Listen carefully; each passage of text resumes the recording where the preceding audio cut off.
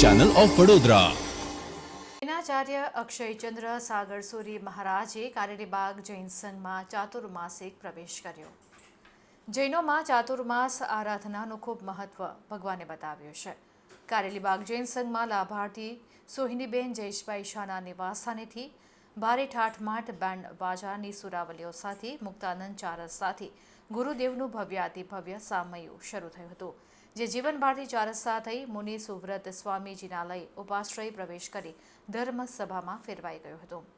સંઘના ટ્રસ્ટી માંગીલાલજીએ જણાવ્યું કે નય શેખર સાગરજી મહારાજ, સાધ્વીજી દિવ્યધર્મા શ્રીજી મહારાજ, આચાર્ય અક્ષયચંદ્ર સાગરસુરી મહારાજ સાથે વાજતે ગાજતે કારેલીબાગ જૈન સંઘમાં પ્રવેશ કર્યો હતો। સંગીતમય સુરો વચ્ચે ભક્તિ ગીત ગાઈને લોકોને ભક્તિ રસમાં અત્યંત તરબોળ કરી દીધા હતા। જૈન સંઘ કારેલીબાગમાં આચાર્ય શ્રી પૂર્ણચંદ્ર સાગર શ્રી મહારાજ સાહેબ, જેઓ અલકાપુરી જૈન સંઘમાં 15મી તારીખે પ્રવેશ કરવાના છે, તેઓ પણ પોતાના શિષ્ય રત્ન આચાર્ય અક્ષયચંદ્ર સાગરસુરી મહારાજના ચાતુર્માસ પ્રવેશ માટે ખાસ વિશેષ નિશ્રા પ્રદાન કરી હતી।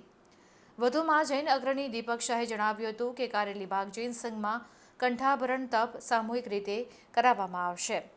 આ ચાતુર્માસિક પ્રવેશમાં અમદાવાદથી રાજગૃહી તીર્થ બગોદરાના ટ્રસ્ટી સુરીલભાઈ શાહ, શૈલેષભાઈ ઝાટકિયા, મુંબઈ ગોરેગાંવના દિનેશ શાહ, અમદાવાદના બિપિન પટવા તથા મહારાજના સાંસારિકભાઈ અશ્વિન શાહ, નિકુંજ શાહ, ટ્રસ્ટી અજય લાલી સહિત યુનિવર્સિટીના પૂર્વ સેનેટ અને સિન્ડિકેટ સભ્ય તથા જૈન અગ્રણી દીપક શાહ જોડાયા હતા।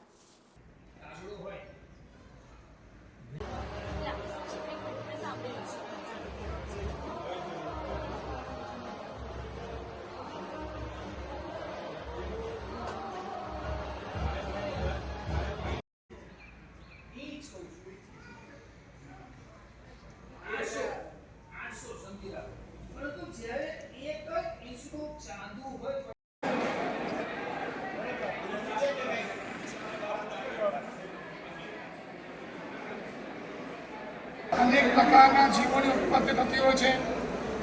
હાલવા ચાલવાથી પણ ઘણા જીવો મરી જતા હોય છે। આ કાળનો એવો પ્રભાવ છે। ઉનાળો, શિયાળો, ચોમાસું, ચોમાસાની ઋતુ જેવી છે, એ કાળ જ એવો છે। કદાચ વરસાદ ન વરસે તો પણ જીવોત્પત્તિ થાય જ, એની વિરાટ થાય, એ જીવો ન મરી જાય। નાનામાં નાના જીવોની પણ ભગવાન મહાવીર પ્રભુએ અતિશય દરકાર કરી છે। અને ભગવાન મહાવીર પ્રભુએ એટલે જ કહ્યું કે ચોમાસામાં બને ત્યાં સુધી ક્યાંય પણ દૂર જવું નહીં। મુનિ ભગવંતોએ, સાધુ સાધ્વી ભગવંતોએ એક જ સ્થાનમાં રહેવું જોઈએ। અને ગૃહસ્થોએ પણ બને ત્યાં સુધી ક્યાંય પણ બહાર નીકળવું ન જોઈએ। આ જીવિકા પૂરતું હોય તો પણ એમાં પણ ઘણો વિવેક રાખવો જોઈએ। ક્યાંય પણ ચોમાસામાં યાત્રા કરવા માટે જવું ન જોઈએ।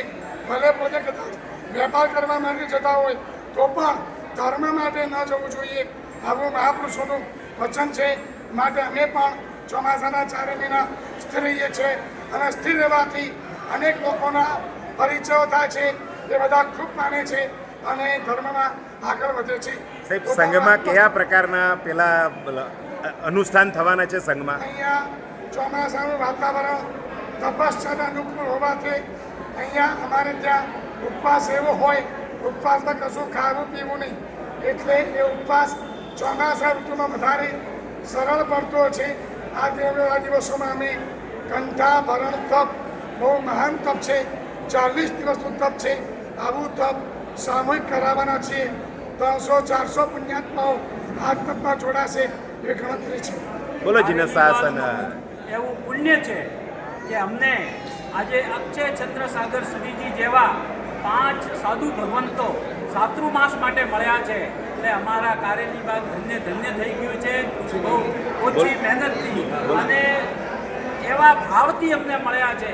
અમારા ભલે ઓછી મહેનત પણ ભાવ એટલા ઊંચા હતા, એટલે અમને એવા આચાર્ય ભગવાન કારેલીબાગ સંઘને મળ્યા છે। બોલો જીને શાસન દેવ કી બોલે જીન શાસન